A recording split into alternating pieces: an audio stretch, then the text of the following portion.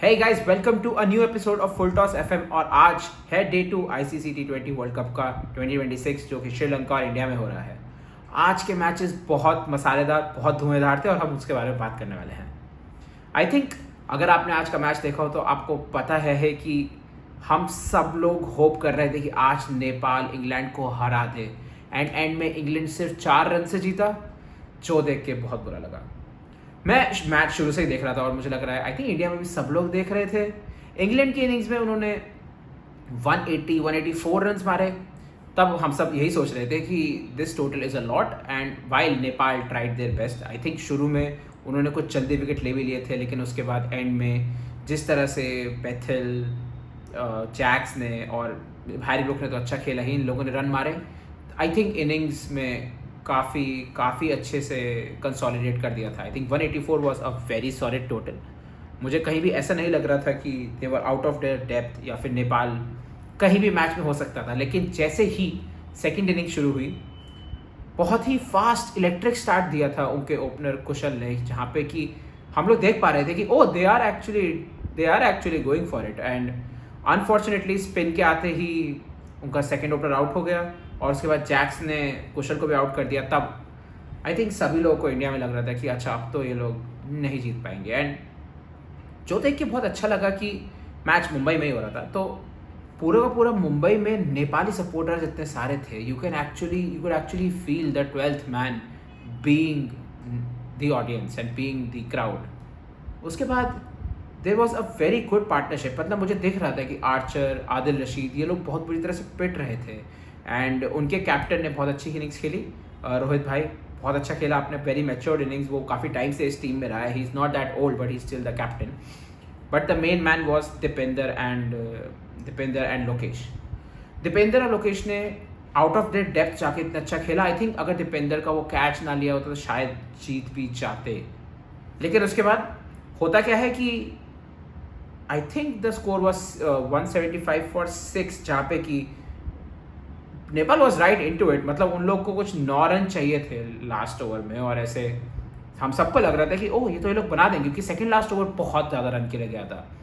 लेकिन last ball पे एक बंदा आउट हो गया, जिसकी वजह से हम लोग काफ़ी सैड थे। लेकिन लास्ट ओवर में ठीक है, लोकेश भाई पे ही सारा प्रेशर आ गया था, जहाँ पे कि उन्हें लास्ट बॉल पे 6 मारना था एंड एंड में ही could only take a single. And I think Sam Curran को मुझे आज तक वो बॉलर समझ नहीं आया। सैम करन भाई, आप वर्ल्ड T20 वर्ल्ड कप्स में अचानक से ज़िंदा हो जाते हैं मुझे लगता है, जहाँ पे कि Sam Curran goes into beast mode और वो डिसाइड कर लेता है कि मुझे अपनी सबसे अच्छी बॉलिंग करनी है, मुझे सबसे अच्छी बैटिंग करनी है। और लास्ट ओवर में उसने 9 रन डिफेंड कर दिए and he was also able to contain them. उसने सारी balls in the block hole मारी, शॉट मारने का चांस भी नहीं था। मतलब I think maybe it would have taken like Abhishek Sharma या सूर्य कुमार यादव, जहाँ पे एंड में आपको चौका छक्का मारना पड़ता। नेपाल ट्राइड देयर बेस्ट और हारने के बाद आई थिंक जो जेस्चर मुझे बहुत अच्छा लगा कि नेपाल के प्लेयर्स पूरा स्टेडियम में थैंक्स कर रहे थे फैंस को कि आप लोग हमें सपोर्ट करने के लिए आए।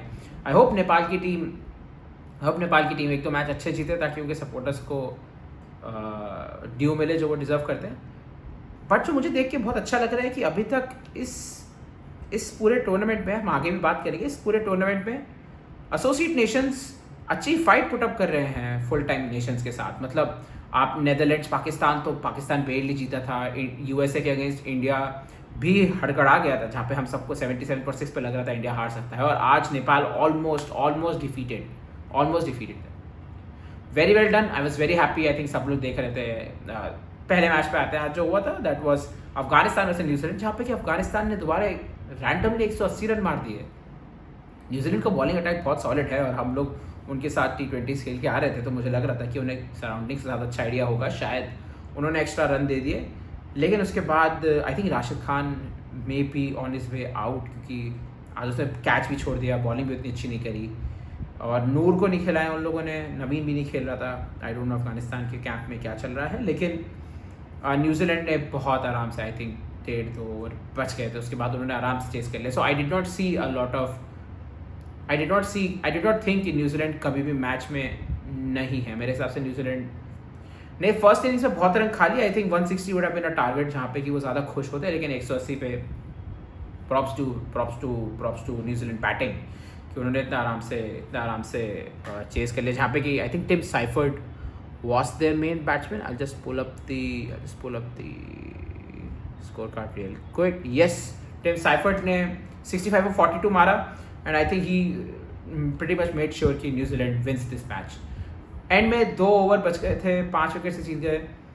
स्टोरी में आपको ऐसा लगेगा देख के कि अफगानिस्तान शायद कभी जीत नहीं सकता था, लेकिन मैं आपको बता रहा हूँ जब उनके न्यूजीलैंड के शुरू में विकेट चले गए थे, there was a very real chance, they lost like couple of wickets very quickly कि अफगानिस्तान भी जीत सकता है. तो अगेन अफगानिस्तान को मैं नहीं बोलूँगा associate nation, I think Afghanistan are very very good, जहाँ पे कि अंडर 19 में भी उनका इतना अच्छा चल रहा है कि वो सेमीफाइनल्स में आए थे एंड इंडिया ने उन्हें हरा दिया था, लेकिन वो सेमीफाइनल तक पहुँचे.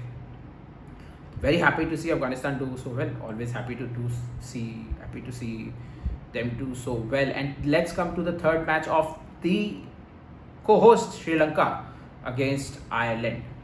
तो मेरा जो फेलो पॉडकास्टर है आयरलैंड, उसको बहुत पसंद है, लेकिन आयरलैंड से I think Ireland is one team जो रैंडमली एक बार इंग्लैंड को हरा देती है और फिर हराते रहते हैं वो लोग. आई थिंक इंग्लैंड अगर आज नेपाल की जगह कोई यूरोपियन कंट्री होती तो हार जाती, लेकिन ऑफकोर्स एशियन कंट्री थी तो नहीं हारे वो लोग. लेकिन आयरलैंड वैसे श्रीलंका में भी Ireland were polling very good till like the 16th over, and I think फिर शायद होम क्राउड एंड इवेंचुअली दोनों मेंडिस जो भाई खेल रहे थे, they played very well. They are not brothers of course, Kushal Mendis और let me pull the name again.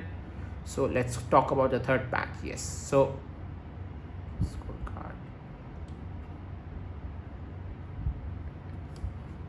Camille, yes, so Kushan Mendis and Kamindu Mendis, yup correct. So इन दोनों ने बहुत अच्छी पार्टनरशिप खेली. Both scored 50 runs. I think their contributions were very important. Of course 163 के target में 100 run उन दोनों से ही आए, but more important they were able to stabilize the innings. And end में जाके जब सानाका भी आया था, he although he didn't score any runs and Hasaranga ने भी रन नहीं मारे, they both did the job good enough कि हाँ और किसी को मारने की ज़रूरत ना पड़े. So I was very happy for Sri Lanka. And always Sri Lanka is that team जो कि इंडिया से 2011-12 में बहुत ज़्यादा खेलती थी. मुझे अभी भी याद है 2011-12 में इंडिया श्रीलंका जा रही है, श्रीलंका इंडिया आ रही है, और फिर नए नए फॉर्मेट के होते थे. तो मुझे श्रीलंका का 10 साल पहले वाला गोल्डन एरा बहुत पसंद था. आई थिंक सनत जयसूर्या, कुमार संगकारा, जयवर्धने, इन सब के, लसत मलिंगा ऑफ कोर्स, इन सब से बहुत प्यार था. और अब they are trying to reconstruct their team. Coming to the second innings, Ireland were actually a bit into the match. So even the scorecard will tell you कि वो 20 रन से जीत गए. I don't think it was always this easy, क्योंकि Ireland were in the match, but वही होता है कि सारे के सारे associate nations they start well, innings अच्छे से start करते हैं, openers do very well, but eventually 10th over 12th over में आके they maybe lose wicket या वो एंग्जाइटी आने लगती है, जहाँ पे कि प्रेशर सिचुएशंस में इन नेशंस को, जो कि श्रीलंका जैसे और इंडिया जैसे प्लेयर्स को बहुत एक्सपीरियंस है, वहाँ पे एक्सपीरियंस आ जाता है. And then the wickets fall and eventually run rate बहुत ज़्यादा हो जाता है. So they got into that squeeze कि अच्छा मैं रन मारने और फिर आउट हो रहे हैं और फिर रन मारने और फिर आउट हो रहे हैं. But eventually I think I am very happy to see associate nations इतना अच्छा खेल रहे हैं. सारे अभी तक 6 मैचेस हुए, सारे के सारे मैचेस में it has been a very even fight. मुझे कहीं भी देख के ऐसा नहीं लगा कि ओ कंप्लीटली डोमिनेट कर दिया किसी टीम ने. नहीं, I think closest would be आज का मैच, जहाँ पे कि Ireland was somewhere in the team but somewhere dominate हुए हैं थोड़ा सा, बट आगे श्रीलंका इज को होस्टिंग इट. मेरे हिसाब से 20 रन से जीतना भी बहुत बड़ा कुछ अचीवमेंट नहीं है. आई थिंक जो टूर्नामेंट्स हुए थे, अब 20 टीमें खेल रहे थे, जो टूर्नामेंट्स हुए थे उनको लाने के लिए एसोसिएट नेशंस को, that has really given their players a lot of time to prepare and a lot of exposure to the matches and international matches में कैसे खेलते हैं. So this T20 World Cup has been a roller coaster amazing ride, जहाँ पे मुझे बहुत मज़ा आ रहा है.